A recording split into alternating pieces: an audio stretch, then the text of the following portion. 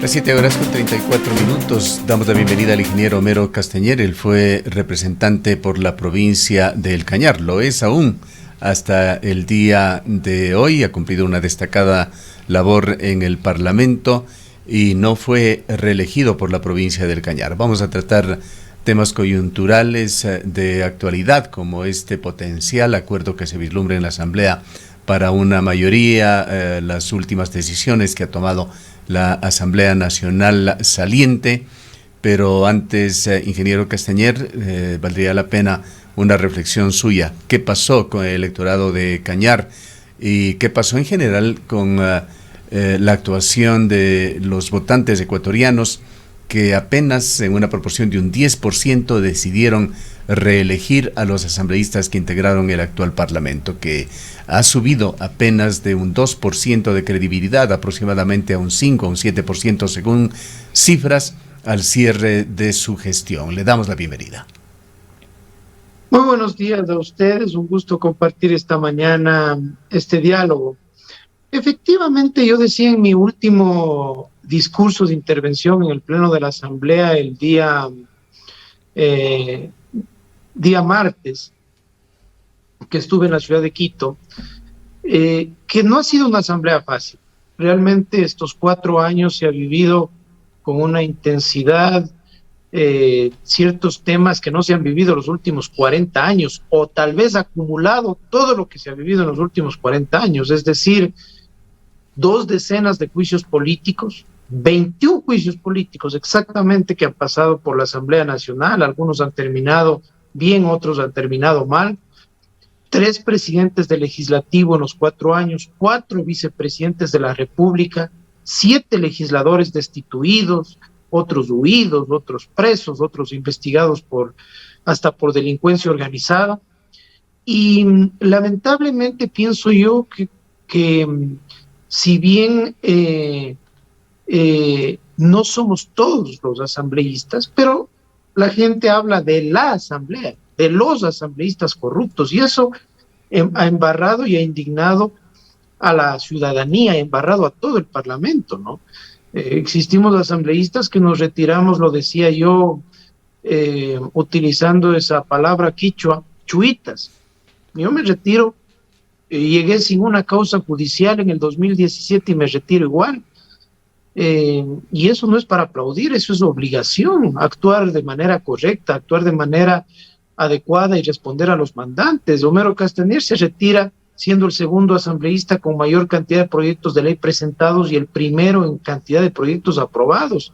No es poco 6 proyectos de ley en 4 años haberlos aprobado, pero al final del día, estos escándalos de corrupción, estos temas de reparto, de compra de asambleístas, de compra de conciencias, de esos mercaderes de la política que dan un voto a cambio de algo, resulta en que la imagen del Parlamento se fue por los suelos, ¿no?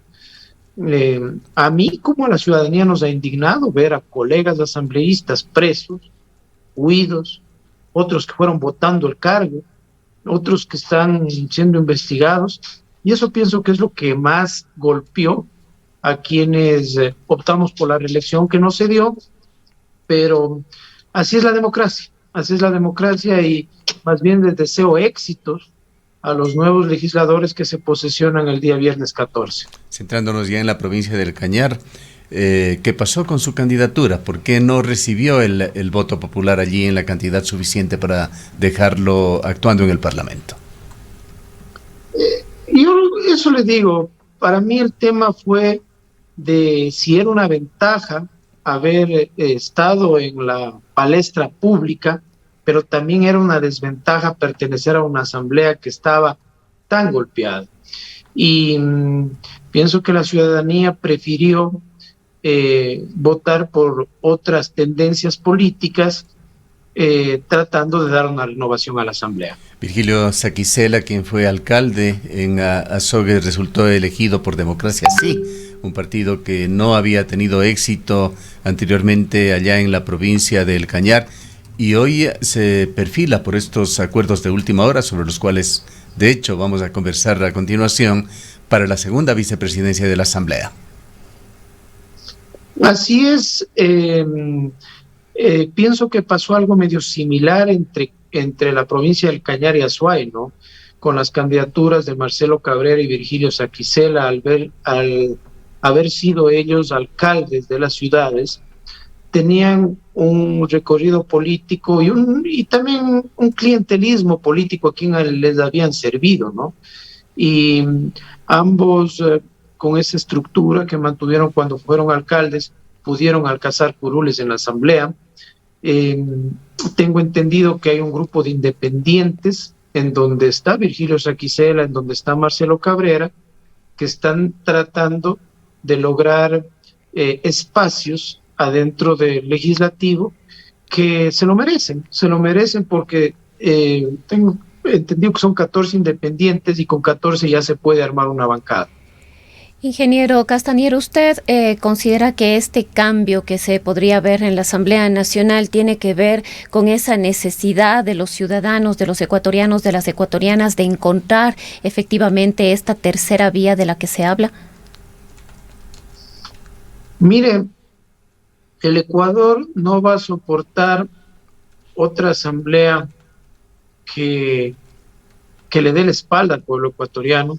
Y me refiero no tanto al tema del trabajo legislativo y de fiscalización, sino al tema de que en vez de ir a representarle con orgullo a sus mandantes, vayan legisladores a tratar de hacer pillerías, a tratar de enriquecerse ilícitamente, a tratar de buscar troncha, a tratar de buscar no solo espacios o puestos públicos, sino hasta contratos, como se dio en este periodo legislativo.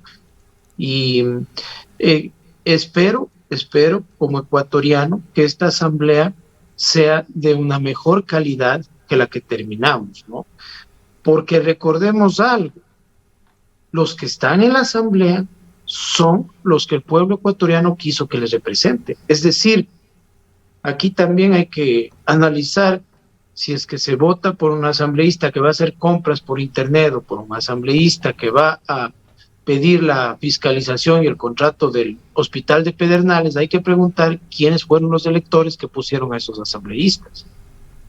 Ahora, hablando de su movimiento y la coyuntura actual, legislador Castañer, ¿cómo mira usted todo esto que hasta el momento son rumores, pero rumores bastante fundamentados, hay declaraciones incluso de actores que así lo confirman, este acuerdo inminente ya que llevaría a Pascual del Chopo del Partido Social Cristiano a la presidencia de la Asamblea?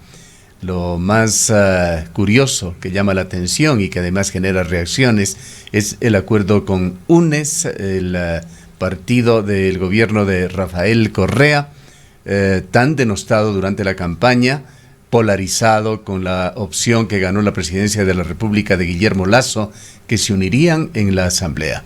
Por otra parte está la unión, el acuerdo preelectoral y electoral que llevaron adelante Creo y Partido Social Cristiano. Hablar de Partido Social Cristiano es hablar también de Creo, y resulta realmente sorprendente que estas cosas se estén dando, estén a punto de concretarse.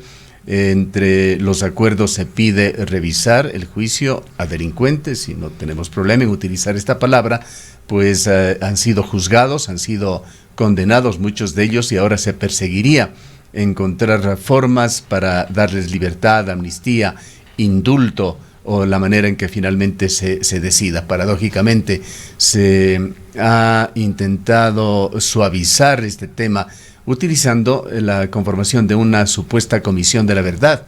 Comisión de la Verdad que aquí en Ecuador, en Argentina, en Chile, ha servido más bien para quitar la impunidad en dictaduras, para hacer justicia. Aquí se intenta generar esta Comisión de la Verdad para hacer justamente todo lo contrario, para llegar a acuerdos de impunidad. Esta es la lectura que va quedando, que se ha comentado muy intensamente a nivel de medios de comunicación, de analistas, de periodistas, de las redes sociales, ese enorme universo de comunicación que funciona en Ecuador y en todo el mundo, pero en todo caso, aquí en Ecuador llama mucho la atención de que esté a punto de concretarse esta alianza. Importante conocer su punto de vista. En democracia se tienen que respetar los criterios diferentes. A veces, Gustavo, entre un grupo de amigos, 4 o 5 amigos, cuando decimos vamos a comer algo, a veces no nos ponemos de acuerdo, porque los gustos a veces son diferentes, ¿no? Pero en democracia, el que tiene los votos, el que logra la mayor cantidad de votos, cuando no hay un acuerdo, es el que gana la decisión, ¿no? La Asamblea Nacional llega con una primera minoría grande de 49 legisladores, que es la bancada de la Revolución Ciudadana, la bancada correísta. Le voy a contar algo. Cuando yo era jefe de bloque, en el año 2018 al 2019, creo, en la Asamblea, yo prefería, cuando nos sentábamos a conversar sobre la agenda legislativa, sobre los temas a tratar, yo prefería ponerme de acuerdo con la bancada correísta que con los otros legisladores, especialmente con los independientes, porque ellos eran de palabra y votaban como un solo puño. Los independientes, más bien, eran los bailarines, los que mandaban a los alternos, los que no daban quórum, los que iban a golpear las puertas del gobierno, ¿sí? Y no tengo ningún problema en decirlo. Los acuerdos, los consensos están bien, pero cuando son claros.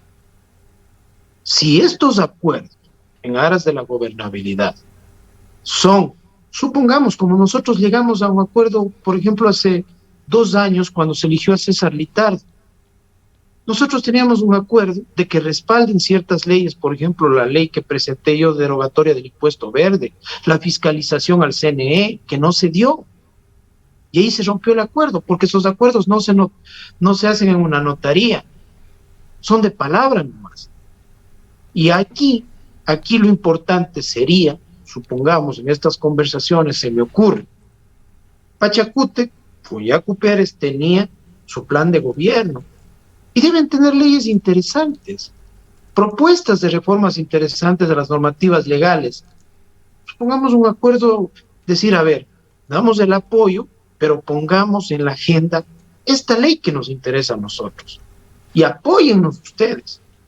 Esos son acuerdos válidos, pero el rato que hay condicionamientos, el rato que hay presiones de que yo te apoyo si me das esto, peor aún, una posible intromisión en temas judiciales, lo cual está prohibido la intromisión de una función del Estado en otra, yo no le vería bien. Si es que el acuerdo va por el derecho, por ejemplo, a participar en comisiones. Cuando nosotros llegamos en el 2017, perdón que ocupe esta palabra, nos trapearon, no nos dejaron una sola comisión.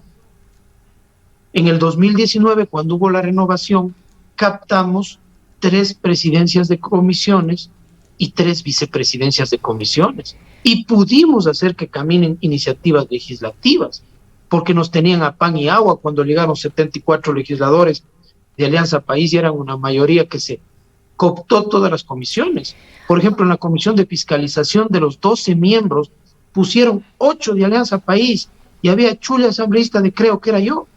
Ahora, ingeniero Castañer, ¿considera usted que efectivamente de darse estos acuerdos que ya han empezado a sonar el día de hoy con fuerza, este acuerdo entre la coalición, creo, Partido Social Cristiano y los asambleístas del correísmo, quedaría Guillermo Lasso en medio de estos dos poderes, digamos así, entre la agenda social cristiana y el sector del correísmo? ¿Y cómo podría influir esto efectivamente en la toma de decisiones o en la actuación que debería tener como primer mandatario? Es un escenario difícil. Le hago acuerdo que nosotros en el 2017 pusimos una bancada de 35 legisladores y ahora pusimos 12 legisladores, como creo, y es un escenario complicado, ¿no? Guillermo Lasso ha preferido ha preferido, tenemos una bancada que no es muy numerosa, ha preferido que la Asamblea tome sus decisiones,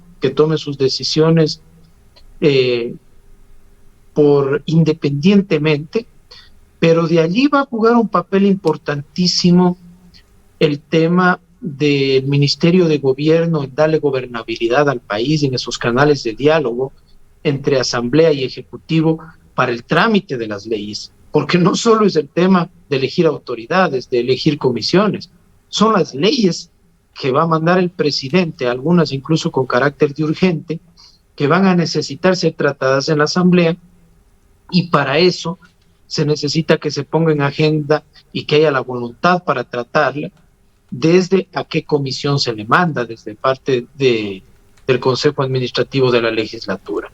Repito, no es un escenario fácil, pero ahí están los retos y esperamos que por el bien del país, como ciudadano le digo, que a Guillermo Lasso le vaya bien, porque si le va bien a Guillermo Lasso, nos va a ir bien a todos los ecuatorianos. ¿Cree honestamente usted, ingeniero Castañer, que Guillermo Lasso no ha intervenido, ha estado independiente, probablemente no indiferente, pero sí independiente, sin tratar de intervenir en los acuerdos legislativos? Lo normal es que se interese y que intervenga, porque es la gobernabilidad, la gobernanza de un gobierno que está por comenzar. Él puso a César Monge allí como su portavoz y ejecutor político, pero César Monge prácticamente ha desaparecido del escenario. Además, el hecho de que el Ejecutivo tenga una interrelación, cierto grado de cabildeo, de conversaciones con el legislativo es lo normal. Incluso al ministro de Gobierno por lo general se le llama el ministro de la política, porque es una especie de eje de acción, de interacción entre las funciones del Estado. Honestamente, ¿piensa usted que Guillermo Lasso no ha intervenido y no está interviniendo en estos acuerdos legislativos? Personalmente no. Le cuento que he estado yo muy cercano a César Monge. César Monge ha estado metido de cabeza, como quien dice, en todo este tema, en todas estas reuniones. Justo el día de ayer hablé con él. Él regresó el día de ayer de su tratamiento médico. Estos días estuvo en Estados Unidos y regresa justamente para estar el día de hoy y mañana muy de cerca siguiendo el tema y coordinando todo este tema de la Asamblea. Yo lo que me refiero es que no ha habido intervención ni imposición de ningún tipo, ¿no? O sea, ha preferido dejar que fluyan estas conversaciones sin estar de por medio una presión del Ejecutivo hacia las decisiones que se puedan tomar en la Asamblea, ¿no? Y si se da una votación de si es que sumamos, creo, Partido Social Cristiano, el posible apoyo de los legisladores de la Revolución Ciudadana e independientes, estaríamos hablando de más de 100 votos. Y eso sería realmente inédito en las últimas elecciones dentro de la Asamblea Nacional. Recuerdo, por ejemplo, la última vez que se eligió a César Litardo fue con 70 votos, a Elizabeth Cabezas con 71 votos. Y ahora lograr esa mayoría le daría de entrada un espaldarazo a las nuevas autoridades de la Asamblea Nacional. ¿Y esto considera usted que es positivo para el país? Más allá de los condicionamientos con los cuales se construye este acuerdo. Positivo para la institucionalidad, pero quiero ser claro, jamás esos acuerdos pueden estar atados a intromisión en otras funciones del Estado y peor en temas judiciales que incluso ya están con sentencia. Eso no cabría, eso no sería presentable y más bien sería un pésimo debut para la Asamblea iniciar con tratando de buscar conciliación y revancha en ese sentido. Tras 4 años de experiencia suya intensa, entendemos, en la Asamblea Nacional.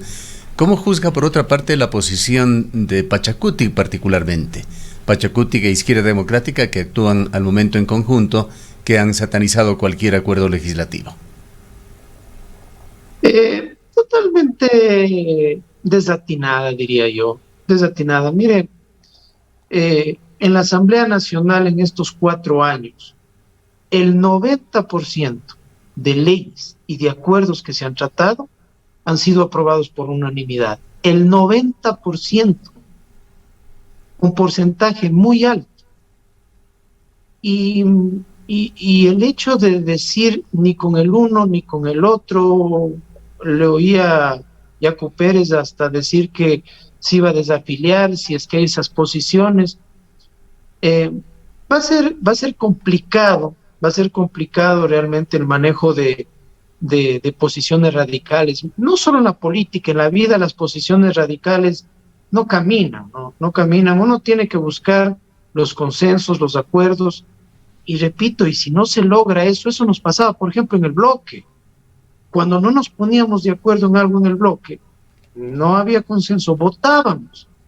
Algunas veces perdía, otras veces ganábamos nuestra posición allí, pero la respetábamos y, por ejemplo, apoyábamos o rechazábamos cierta votación, pero porque era decisión del bloque, ¿no? Y ya digo, esas posiciones radicales no caminan, y yo pienso que más pronto que tarde les va a pasar factura, porque muchos legisladores valiosos de Pachacuti han de tener iniciativas que han de querer plasmarlas, y repito, sin los votos no se puede. ¿Cómo cree usted que Homero Castañer logró pasar 6 proyectos de ley? Con votos y por las buenas relaciones con las diferentes bancadas. Ahora, ingeniero Castañer, ¿cómo ve usted, en vista de la mayoría que se estaría conformando en la Asamblea Nacional, esta constitución de una nueva comisión de la verdad? ¿Hacia dónde apuntaría? ¿Cuáles serían efectivamente estos objetivos? ¿Quién estaría detrás? ¿Quién la conformaría? ¿Qué lectura tiene usted de que se llegue a conformar un espacio de este tipo? Yo pienso que no justifica. Es más, en esta nueva asamblea se incluyen 2 comisiones permanentes, sí, que no habían antes, y entre una de esas es la Comisión de Derechos Humanos. No había esa comisión y ahora se crea esa comisión, y esa debería ser la que trate los temas en donde alguien pueda sentir vulnerados sus derechos. ¿Para qué estar creando otra comisión ocasional o de investigación en ese sentido? Las comisiones especializadas hicimos un análisis cómo pueden abarcar la mayor cantidad de temas, y se determinó que la Comisión de Derechos Humanos debe volver, porque antes había en el antiguo Congreso Nacional Comisión de Derechos Humanos, para poder tratar temas en donde, si alguien siente vulnerados sus derechos, puedan los legisladores hacer una investigación y generar un informe, ¿no? Pero normalmente la creación de comisiones como se crearon en este periodo se creó, por ejemplo, la Comisión de los Jubilados, que la presidía yo, la Comisión del caso Gabela, la comisión que investigó el paro de octubre, la Comisión de las enmiendas constitucionales, la Comisión de las leyes de tránsito. Tienen que buscar un objetivo claro. Comisión de la verdad, sí, un objetivo claro. Podríamos poner ahí hasta temas desde hace 20 años atrás, de 30 años atrás. Para mí no justifica y tendría validez crear una comisión de ese tipo. Quisiera también preguntarle sobre las críticas que ha recibido la Asamblea Nacional, que usted la integra en sus últimos días, por una acción o un accionar más bien muy intenso. Todo vapor han venido analizando leyes, decidiendo sobre algunas de ellas. Una de las que más polémica, más polvareda generó es el proyecto orgánico o la ley orgánica de datos personales, que fue aprobada el 10 de mayo con un voto mayoritario, 118 votos. No sabemos cómo votó usted, pero por la cifra entenderíamos que usted también está dentro de esa mayoría. Un proyecto que tenía buenas intenciones de por medio, pero que se desfiguró y terminó siendo un documento que posiblemente va también a dar posibilidades de impunidad a personas corruptos o a delincuentes en diversos órdenes, incluyendo delitos sexuales, que es lo que se pretendía proteger. Luego el asambleísta ponente José Serrano presentó una moción de reconsideración del texto, eliminando el artículo 178 y 178.1, que establecían penas privativas de libertad, que fueron los más objetados por entidades periodísticas. Incluso la Sociedad Interamericana de Prensa llegó a opinar sobre este tema por lo grave que tenía esta ley y las consecuencias que podía traer para la libertad de información. Se ha pedido insistentemente que el presidente de la República vete esta ley, porque más allá de estos artículos que fueron al fin reconsiderados por la Asamblea, hay varios otros textos que han sido calificados como ambiguos, oscuros, enredados, abiertos a la interpretación, que no suman, sino hacen todo lo contrario en lo que a libertad de expresión en Ecuador se refiere. ¿Cuál es su opinión, su sensación, sus sentimientos sobre este tema complejo, que es uno de los últimos recuerdos que va a dejar la Asamblea? A ver, sí ha habido un remate muy intenso. Pienso que si es que no se trataban temas de coyuntura, a lo mejor esas leyes debieron tratarse antes. Por ejemplo, me acuerdo cuando fugó Alvarado, 9 sesiones, dejamos de tramitar leyes y recibimos a ministros, a la policía, para ver por dónde se fugó Alvarado, en el pleno de la Asamblea. Y esa coyuntura nos tomó casi 2 meses. Pero había que ser responsable. Hay muchas leyes que estaban listas para segundo debate, que fueron trabajadas por nosotros en este periodo, y era irresponsable dejar que empiecen desde cero otros asambleístas. Por ejemplo, las reformas de la ley de tránsito, la ley para evitar el contrabando. Hoy se vota el tema de la nueva ley de autoridad naval. Y en este tema que usted menciona, le digo, la intención era buena. El artículo 178 está vigente y desde el 2014 y da prisión